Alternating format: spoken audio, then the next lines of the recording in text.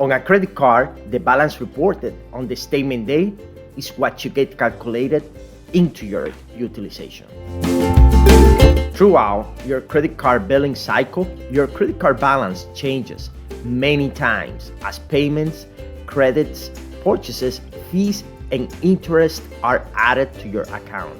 Your credit card issuer does not report your credit card balance to the credit bureaus every day. So, these daily fluctuations are not reflected on your credit report.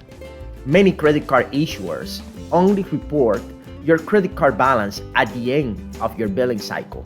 This is the balance that shows on your credit card billing statement. That balance will show on your credit report each day until it is updated again at the end of the next billing cycle.